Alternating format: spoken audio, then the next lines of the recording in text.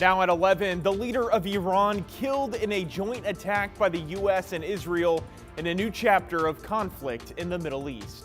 Lay down your arms. You will be treated fairly with total immunity. Iran will continue to exercise its right of self-defense. As the country vows to retaliate, the world is divided over this surprise attack. If that's the way to attain freedom, then that's not something I want.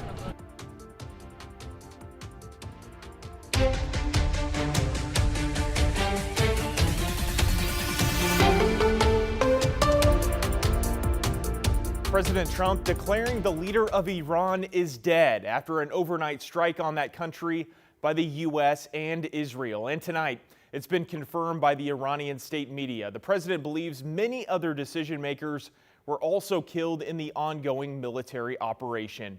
NBC's Alice Barr has the latest details on the attack.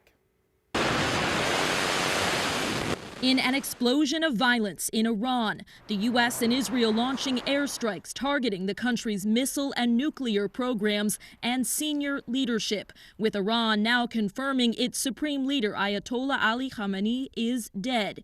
He led an intensely repressive regime in Iran for nearly 40 years. Earlier today, President Trump spoke directly to the Iranian people. When we are finished, take over your government. It will be yours to take. Iran's foreign minister had pushed back in an NBC News interview this morning. Well, I think this is mission impossible. For regime change. Iran is retaliating, firing attacks toward Israel and U.S. military bases in the region. President Trump monitoring closely with his national security team and speaking with Israel's prime minister, who argued this war will lead to true peace. Senior Trump administration officials telling reporters Iran was threatening American forces in the region with potential missile strikes, and the U.S. acted preemptively with the long-term goal of preventing Iran from rebuilding its nuclear program after U.S. and Israeli strikes last year. The president saying diplomacy was not working in ongoing nuclear talks. We will ensure that Iran does not obtain a nuclear weapon. It's a very simple message. Anti-war demonstrations breaking out in American cities as the world waits for what's next. In Washington, Alice Barr, NBC News. The reaction to the airstrikes was swift at all levels. The United Nations Security Council held an emergency meeting tonight in New York City. In remarks, Iran's ambassador to the UN said the United States and Israel must be held accountable and that Iran has the right to exercise self-defense. Most of Oregon's congressional delegation denouncing the actions by Israel and the Trump administration, several calling on Congress to pass a resolution to limit the president's power to declare war on Iran. Reactions to these strikes are mixed nationwide. In Seattle, demonstrators and hundreds of cars took to the streets today to speak out, some openly supporting the strikes and the opportunity for Iran to have new leadership. We're also hearing reaction tonight from lawmakers representing Washington state from both sides. I think he's been really impressive in the Middle East with his strategic acumen. And I have a lot of confidence in Secretary of State Marco Rubio and the Chairman of the Joint Chiefs of Staff, Dan Kane, for what they're doing here in Iran. This was a mistake. Congress needs to get back into session as quickly as possible and correct that mistake. President Trump owes it to the American people to have an explanation for what he's doing and why. Congress is expected to receive a briefing in the coming days. There's also been a local response with local group Portland for Palestine staging a rally earlier this afternoon at Pioneer Courthouse Square. As the group's name makes clear, they normally stage events calling attention to the conflict in Gaza. They even had an event planned, but shifted their focus when they learned of the overnight strikes. It's the same actors that are doing this. It's Israel propped up by the United States committing the same acts in Palestine and seeking to commit the same exact things in Iran.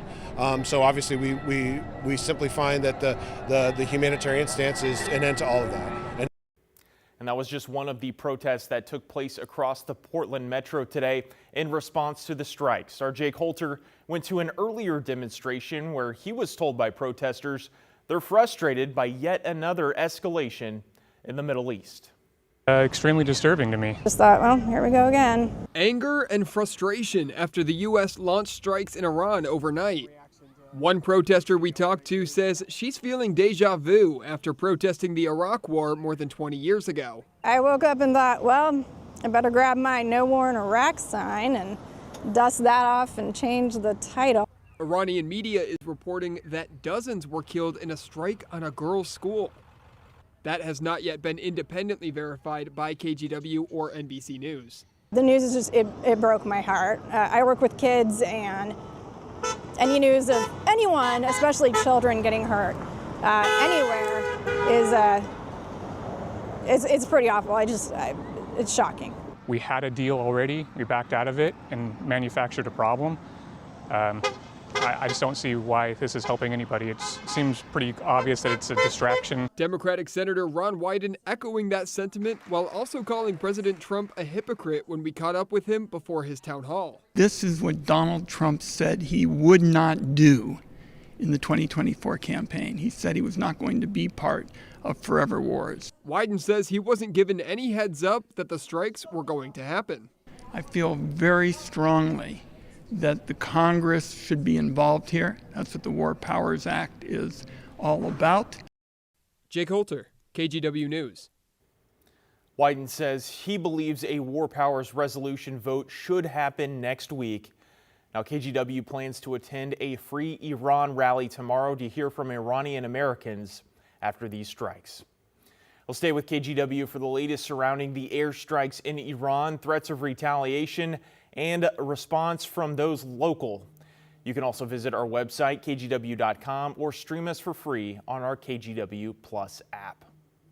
All right, let's take a live look outside right now. Less than an hour until the calendar flips over to March, and we closed out February with a nice day out there. Let's toss it over to meteorologist Joe Ranieri with more on how we're going to start the month of March, Joe. There's a lot going on in March. We have March Madness. In a week, we go back from standard to daylight saving time. So, and along with the changes in March, we'll get more daylight, of course, and some warmer temperatures. We're going to be seeing evidence of that heading into tomorrow. So it's going to be a mild but cloudy day, a good portion of the day.